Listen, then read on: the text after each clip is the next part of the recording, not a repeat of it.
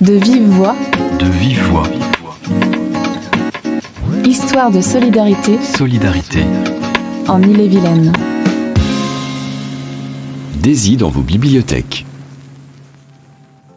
Je m'appelle Frédéric Lavarec, j'habite à Romillet. Je travaille actuellement dans le service public depuis à peu près 8 ans. Auparavant, je travaillais dans le privé. On dépendait d'un bureau d'études. Le bureau d'études a été racheté, mais la grosse entreprise, l'atelier ne les intéressait pas. Donc ils nous ont virés. À la même période, au même moment, on s'est séparés, mon ex-femme et moi. Et ça, moi, je l'ai très mal vécu. Disons que j'ai eu un choc psychologique, voilà, à l'âge de 37 ans. Et en fait, suite à ce choc, j'ai perdu une grosse partie de la vision. D'un coup, du jour au lendemain, j'étais à l'atelier, j'étais un soir en train de lire des plans, et en regardant les lignes, il y avait des vagues qui apparaissaient sur les lignes. Et je croyais que c'était dû à la fatigue, parce que je travaillais à peu près 10 heures par jour. Je suis allé voir mon ophtalmo le plus proche, et là, la personne n'a pas compris. Il me dit, je comprends pas, vous avez perdu 4/10 d'un coup sur les 2 yeux. Moi, je suis allé voir des services spécialisés, on a fait beaucoup d'examens, et suite à ça, ils m'ont appris que, en fait, ce que j'avais attrapé, c'était une maladie rare, très rare, et qu'il n'y avait aucune opération possible, aucun traitement. Et on m'a expliqué un choc psychologique. Moi, comme j'avais déjà une myopie, c'était la partie la plus faible de mon corps, ce sont mes yeux qui ont gobé.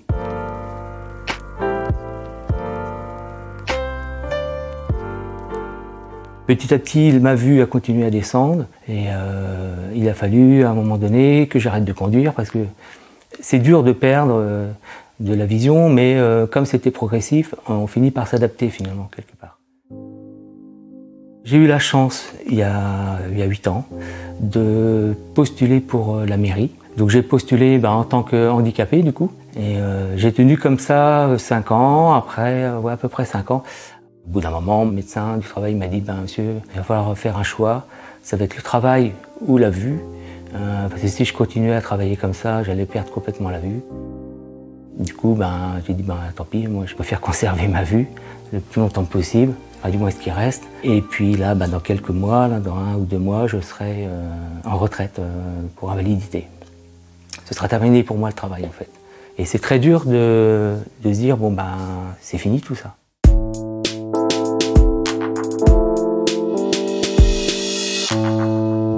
Ouais, je lisais avant énormément, des romans, des BD. J'ai découvert les livres audio à Rennes, la médiathèque qui est à Rennes.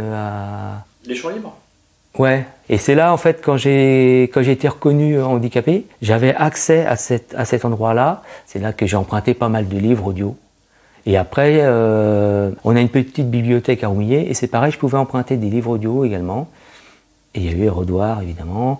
Maintenant, je suis à l'association AVH à Rennes, association Valentin Aoui. C'est une association qui s'occupe de tout ce qui est malvoyance, non-voyant. Et dans cette association-là, c'est pareil, je peux emprunter des livres audio. Je peux apprendre le braille. D'ailleurs, c'est ce que je fais maintenant, j'apprends le braille.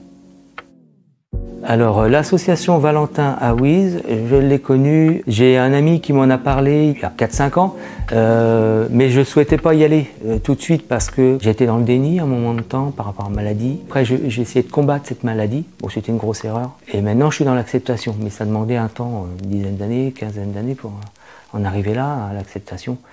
Et je refusais donc d'entrer dans une association comme ça parce que j'allais me retrouver avec que des personnes comme moi. Et puis là, en fait, ça s'est fait par hasard parce que je fais de la course à pied.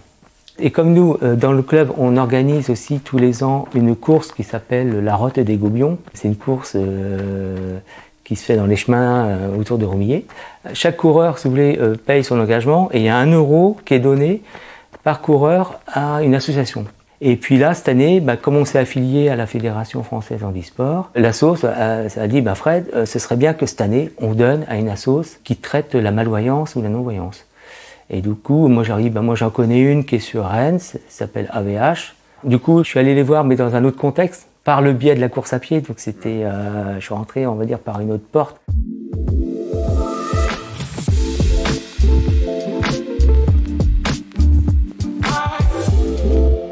Quand je suis allé à la bibliothèque d'Irodoire, on m'a inscrit à Éole et en fait on a commandé 2 livres sur internet que j'ai reçus pas longtemps après, 15 jours, 3 semaines après. C'est envoyé par la poste, hein. Ça arrive chez moi directement, c'est super. Ce sont des CD qui sont gravés, mais je dois pas les prêter, je dois surtout pas les vendre non plus. C'est quelque chose de personnel. Moi, comment je fais mon choix? Il y a des romans que j'aime bien lire, c'est de Joël Dicker par exemple. Voilà, on tape roman Joël Dicker et puis on voit tout ce qui a été sorti et puis on commande le livre qui nous intéresse, quoi. On avait passé la commande directement à la bibliothèque d'Irodoire. Là maintenant, si je voulais en commander moi-même, je pourrais le faire quand même parce que sur mon téléphone j'ai quand même accès à internet, mais je demande à quelqu'un de m'aider, hein, parce que de moi-même je pourrais pas le faire. Comme style d'histoire que j'aime écouter, c'est beaucoup de romans policiers. Mais j'aime bien lire des livres qui parlent d'aventure, des personnes ici qui font des périples. Pour moi, les livres audio, ça représente un réel plaisir. Il y a des moments dans la journée où des fois, je m'ennuie, j'ai pas. Et là, je m'écoute un livre et là, oui, ça m'occupe pendant un bon moment. Enfin, tout dépend de ce qu'on écoute, mais ouais, ça fait voyager, on s'instruit, puis ça permet de pas oublier, parce que le fait de ne plus écrire beaucoup, je finis par oublier certains mots. Au départ, mes CD, je les écoutais sur ma chaîne. C'est bien, mais sauf que la chaîne, le problème, c'est qu'elle reste sur place, quoi. On peut pas la déplacer comme on veut. Là, depuis, j'utilise l'appareil que m'a prêté la bibliothèque d'Irodoire, Victor Reader. Bienvenue à Victor Reader. Donc c'est un appareil portatif qui est très très facile à utiliser. Il y a certaines touches qui sont de différentes couleurs. Quand on voit encore un peu les couleurs, ça permet d'identifier les touches les plus importantes. La forme des touches aussi est différente. On peut mettre un cache dessus qui fait apparaître que 4-5 touches les plus utilisées. Il y a des boutons qui sont renfoncés, c'est exprès. Il y en a d'autres qui sont avec sur le bouton en lui-même, il y a une forme particulière qui permet de le reconnaître facilement. Non, c'est vraiment bien étudié.